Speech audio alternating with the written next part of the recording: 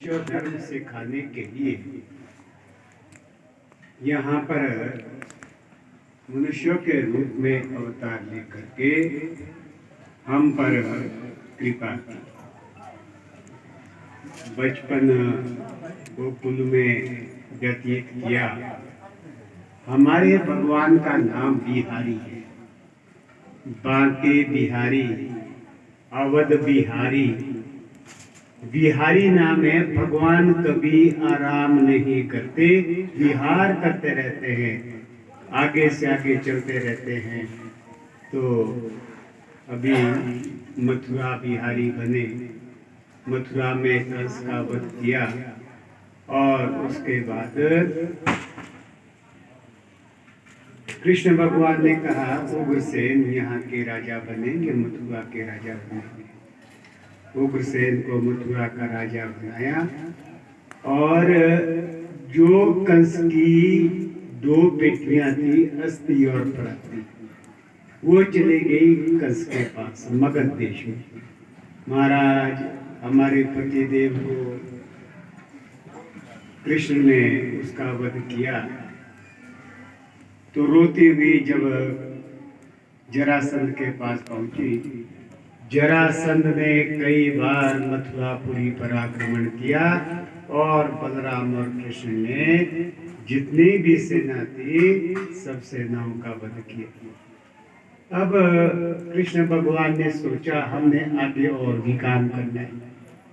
अब यहाँ पर तो बार बार मथुरापुरी में राक्षस आक्रमण कर रहे हैं, इसलिए मैं एक ऐसी पुरी की स्थापना करूं जहां पर सारे जितने मथुरा के लोग हैं सुरक्षित रह सके।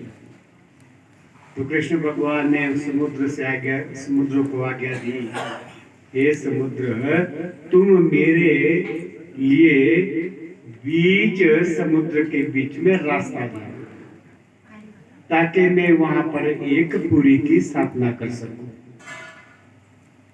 समुद्र में रास्ता दिया, जगह दी अपने समुद्र के बीच में ही। और कृष्ण भगवान ने विश्वकर्मा से कहा, हे विश्वकर्मा, अब तुम यहाँ पर एक पुरी की स्थापना कर दो। ऐसे सुंदर यहाँ पर महल बनाओ जो बैकुंठ से भी सुंदर हो।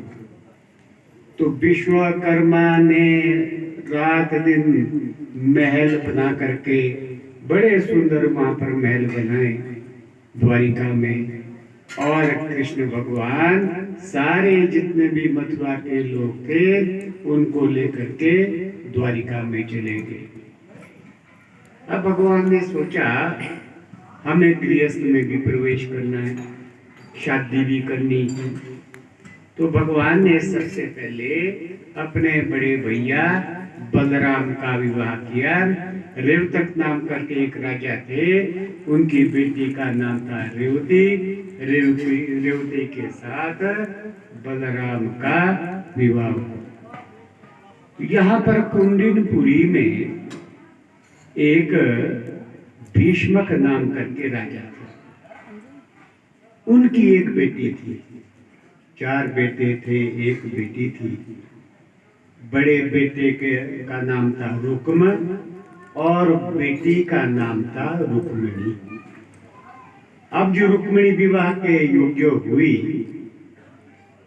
तो राजा भीष्मक ने अपने मंत्रियों को बुलाया, हे मंत्रियों, तुम एक काम करो, जो हमारे पास यहाँ पर बुद्धिमान ब्राह्मण हैं उनको अलग अलग टोली बना करके संसार के चारों दिशा में भेजो और पता करो कि सबसे अच्छा राजकुमार संसार में कौन है।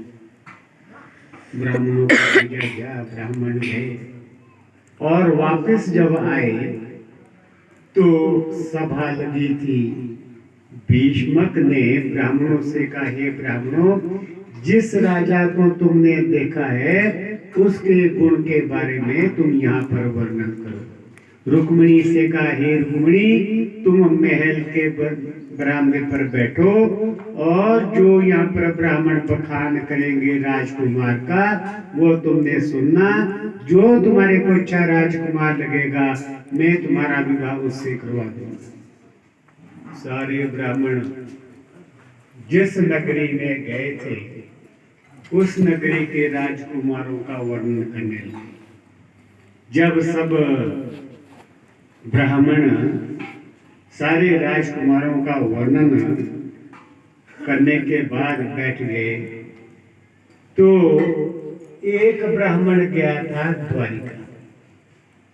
द्वारिका में द्वारिकापुरी की शोभा देखी और वहां के राजा कृष्ण को देखा और वो ब्राह्मण भी कहने लगा, हे राजा भीष्मक, मैंने एक ऐसी नगरी देखी है जो वैकुंठ से भी सुंदर है, वह है द्वारिका नगरी।